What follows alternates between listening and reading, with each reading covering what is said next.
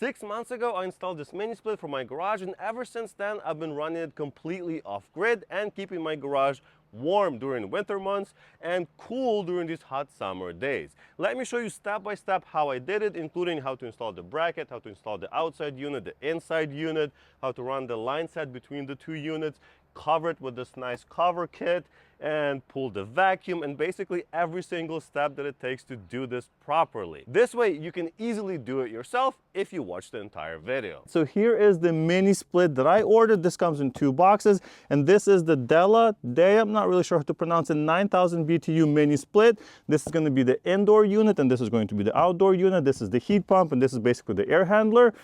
Pretty simple to set up once you know what you're doing, and I hope to show that to you in not that much time. So let's get started. And no, I'm not sponsored by this company, so you can buy whichever kit you like. The process should be the same. Let's get it opened up. First thing we see is the wiring diagram. I will be plugging this into my off-grid system and running it completely off-grid. That's why I'm really excited about it, because this will be heating up my garage so I can actually do my projects in the winter and in the summer, so I can get AC and heat. Here we have a nice little template for installing the unit inside. So we have some warranty information and some energy guide cards. Good to see, probably a manual in there as well. Here is the remote control. I have one of these already installed in my basement and they work really well. So yeah, like the remotes, it does have a sensor in it, so that's helpful. We also have the drainage hose, so this will drain the water from the unit outside. All right, well, there's not much more in there, so I'm probably just gonna leave it in the plastic for now. All right, so here is the unit inside. Let me take it out. Might be a bit heavy, not too bad.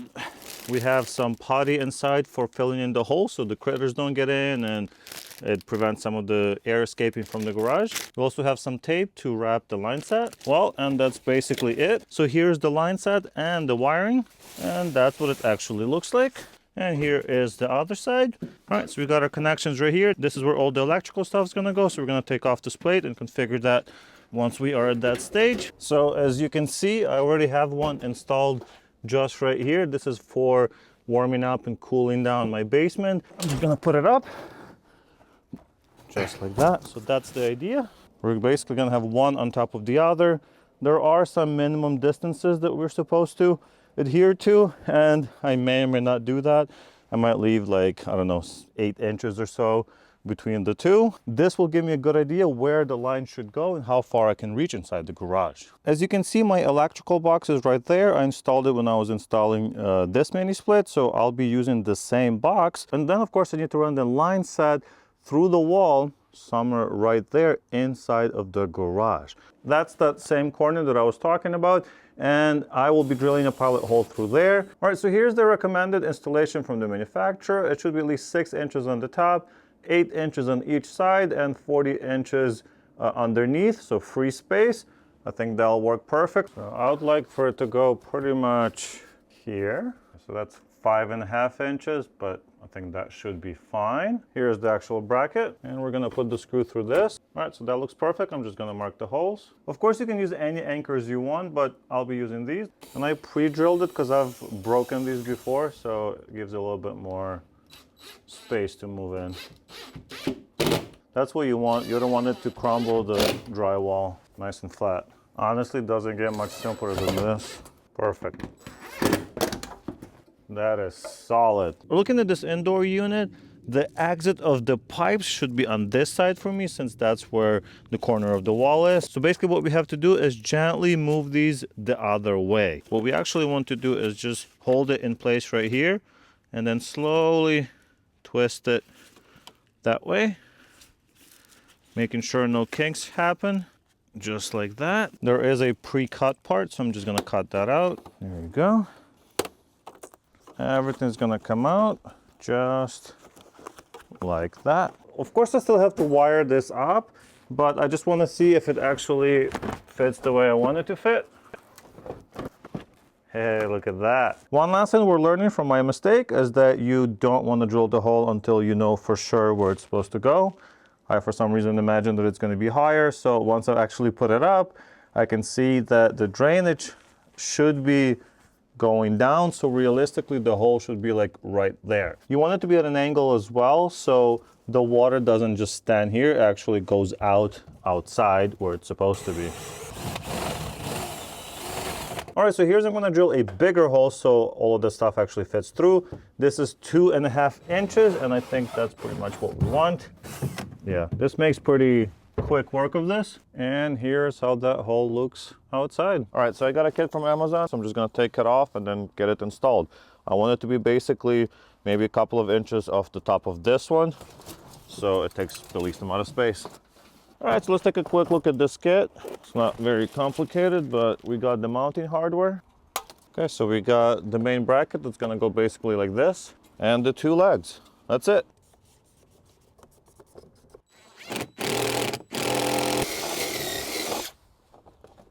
Excellent. All right, so pre-assembled it. Let's see if it'll go in as easy as I'm hoping it will. These are kind of fiddly. I don't know if I like these fasteners.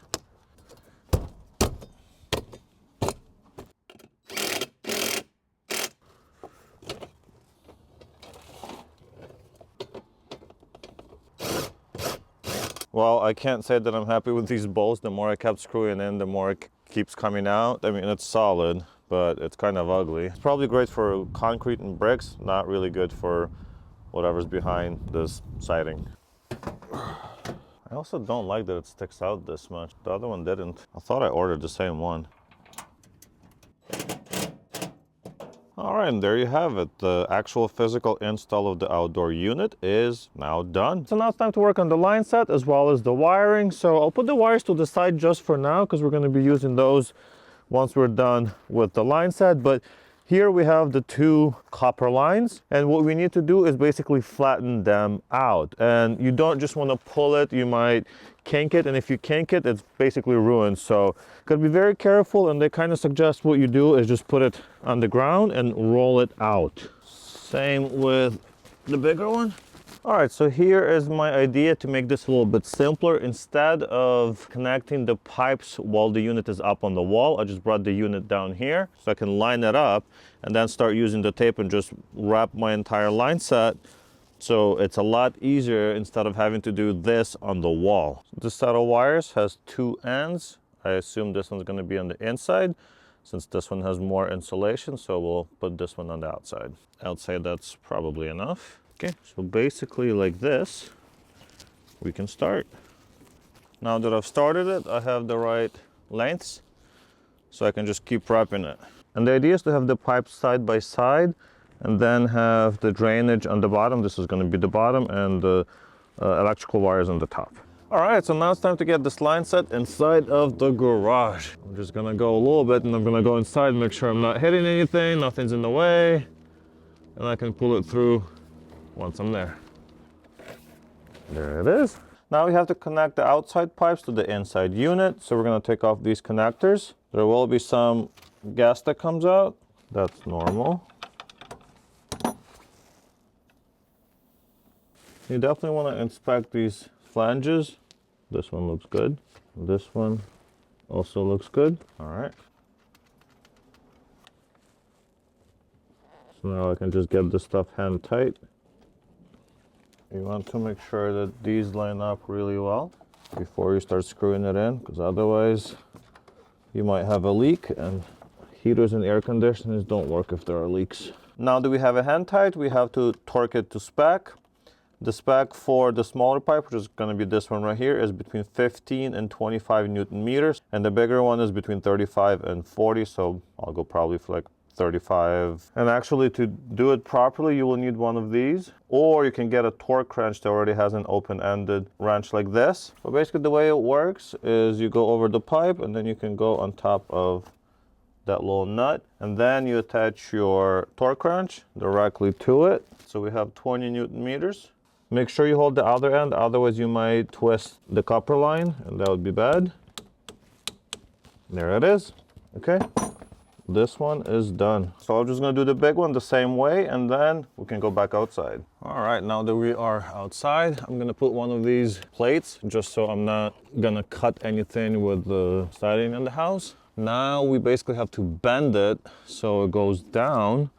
I'm gonna roll it around behind the condenser here. So to bend it, I'm gonna hold this up basically and then bend it slowly. I think I'm gonna try to go for 2 loops here. Okay, I think we are there, and this should reach nicely as well. And I'll just try to guide these pipes so it's kind of a natural bend and there's no stress when they are screwed in. In fact, let's get those screwed in. Okay, hand tight for now. And of course we need to tighten them to the specific torque. That should be plenty tight. At this point, we are ready to vacuum out all of the air out of the system. To pull the vacuum on the system, of course, we're gonna need a vacuum pump, and this is one of those vacuum pumps. It's only about $100 on Amazon or Harbor Freight or whatever you buy your tools, you can probably find one, and it should do the job. I also got a set of gauges. These are about $20. I did have to slightly modify this to fit. So this is how it normally comes, but just with a blue connector, right? One of these. So I took that off, and then I put one of these little adapters. So basically this end will screw on to the service port on the unit, and then this goes into our blue line, just like that. And then of course I'm going to make it all nice and tight, and after we're just going to pull the vacuum. The yellow side goes into the vacuum pipe, and it's nice and tight here, so it's going to pull the vacuum from the yellow and then through the gauges through the blue hose right here. Okay, so I'm going to make sure everything is closed to start off, start connecting, and then we'll get to it. All right, I think that will do it. Since I don't have power out here, I'm just gonna use my handy dandy solar power cart and power the vacuum pump. And now we can turn it on. Make sure the gauge is closed for now. Now we can open it up. Look at all that coming out. And now I'm gonna let it do this for probably 20-30 minutes, maybe a little bit more, using about 450 watts, it seems. All right, so the pump has been running for about 20 minutes. It should have vacuumed out all of the air, moisture, and anything else that was in the pipes. We are still at negative 30 PSI, which is not surprising since the pump is running. But now it's time to test out the lines and make sure they can actually hold vacuum. And we're gonna do that by closing off this blue valve right here. So close that completely. That means the vacuum pump is basically doing nothing now. We're gonna turn it off. And what we want to watch is this needle and make sure it does not move back. If it does move back just a little bit, then we have to turn on the vacuum pump again, run it again, make sure it removes whatever's left, and then we try the test again. If it keeps going back to 0 and gets to 0 at any point, that means there is a leak somewhere in the system and we need to retighten all of our connections. While we're waiting to see if the vacuum has been successfully pulled on those lines, I'm going to remove this cover and we can make the electrical connections. Or it can just fall off like that. That works as well. You can just push those through.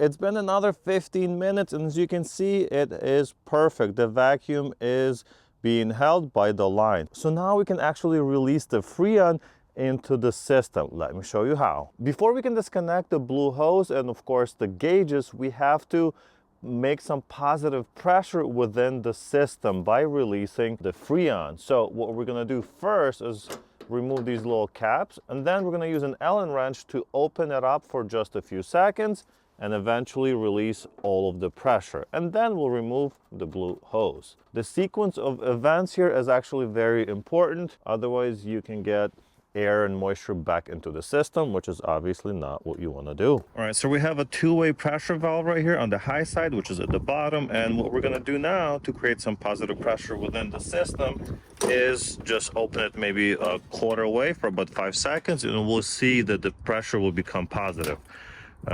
So yeah, that's still closed. Good. So we're gonna open it. 1, 2, 3, 4, 5.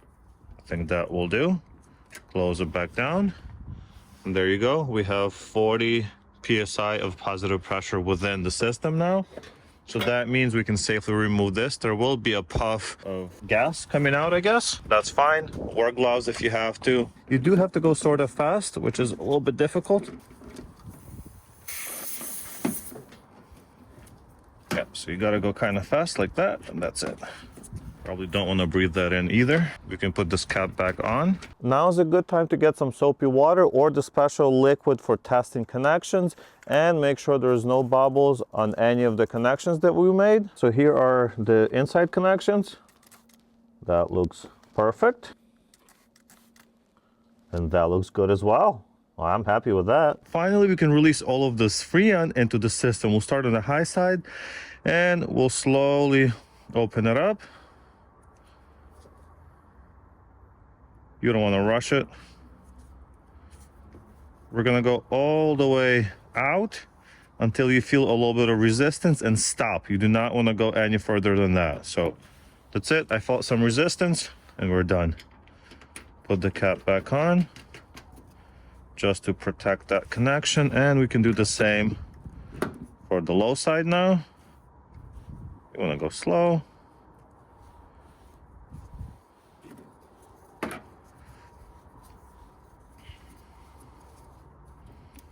Resistance, don't touch it.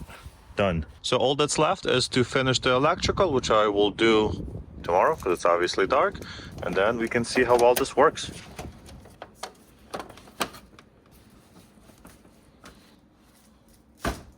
So I ran out of light yesterday and it's the next day, but as you can see, I have crudely wired in a little plug that's going to my solar power station.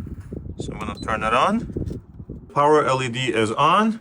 Now I can use my remote to turn it on. And there you go, it's opening up. As we can see, the fan is running. And now we're using about 600 watts. That's pretty cool. We're now running this mini split from the little solar power station. Of course, this will be inside later on. And then I'm gonna plug in my solar panels that will actually power this when the sun is out. All right, it's been a few minutes and now I have nice, warm, toasty air coming out of this unit. Very cool. So it's definitely working. This is about the maximum it will use, 1350 watts. More than I imagined actually, because it said 1100 max in the manual, but it's working. So to do this properly, I will be using the included wiring. So that's gonna go from here into this disconnect box, and I will actually use this shroud. So this is basically like waterproof conduit to go from here to the bottom, just like I did on this one, so it just looks a little bit more professional. That should be nice and watertight. Box cutter, probably a special tool for this. I don't have it. All right, so I cleaned it up just a little bit, and now we can put the other connector in. That looks good to me. I'll put these through first. If they're smaller, should be easier to not get caught in stuff. Okay, there you go.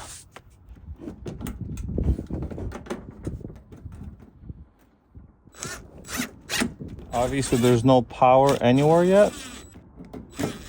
All right, all three are now wired up, and we can basically close this up. And if you're not sure how to wire this up, there's instructions on the back of this cover. I just wanted to make it very clear on how the wiring is configured here. So this right side, this is the wiring coming from the inside unit. We have the ground going to this ground right here. Then we have the black wire, so that goes right there. That's the power wire. We have the white wire, so our neutral going to L2.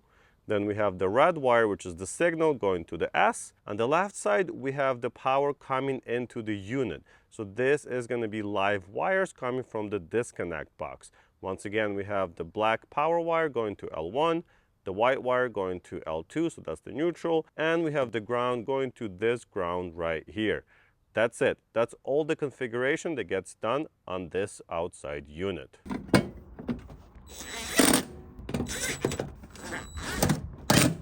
Alright, so here's that conduit coming into the disconnect box, and as you can see, we have tightened it nicely on the side here. Not really where I wanted it to go. I wanted to go on the bottom here, but these knockout things are terrible. I could probably cut this off to make it shorter, but I'm just gonna keep it in here. There's plenty of space, so it's not gonna be an issue. As you can see, no problem at all. And then we can put the fuse back in. All right, so here is the result. Everything is working great, but it's still a little bit ugly. So what I'm gonna do is cover this up, inside and out. And for that, I have this kit. It's basically a cover-up kit. There is a lot of stuff included in here.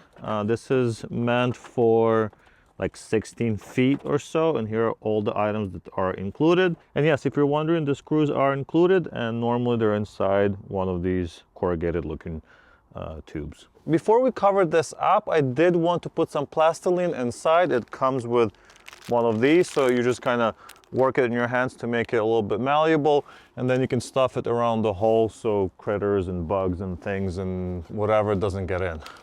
If you're not using the cover kit, or it's in a location where you don't really care how it looks, you can basically leave it like this. All right, so I'm gonna start off with one of these. This will basically just cover it like that. All right, I think that's pretty solid. Now I can put in the next section and see where it ends so I can put the next bracket. So this will go inside. I can move this up and down about an inch, so let me see what works the best here. So this bracket will go on the inside. Now I just need to make sure this is level. So I'm just gonna slightly move our line set to the side. Be careful not to ding it, and put a screw in. Double check. I think that's perfect. We got a hole. Now I just need to get the bracket in there, the awkward angle. And now we can finish up the install. So I'm gonna put this cover right here, and we're gonna use these screws. You wanna be careful here, not go too tight. It will break the plastic. Plastic's kind of brittle on these. And the same thing for the bottom one. And there you have it, guys. It is now fully installed. Looks pretty good. I'd say almost perfectly even. It does go to the right just a tiny bit here, but with the amount of space that I had, I think I did a good job. The install is now fully finished outside. I'll just do the same thing on the inside, and I'll show you the final results. As I mentioned at the start of this video, I installed this unit over 6 months ago, and it's been running great ever since. No issues at all. So if your garage or a portion of your house needs to be heated or cooled, especially on the cheap, this is a great way to do it. In fact, I have 3 of these units installed now, running completely off-grid, saving me a ton of money on conditioning my house. Check out this video where I built the solar car to get the inspiration. Leave your comments down below, like the video if you liked it, and I'll see you in the next one. Bye!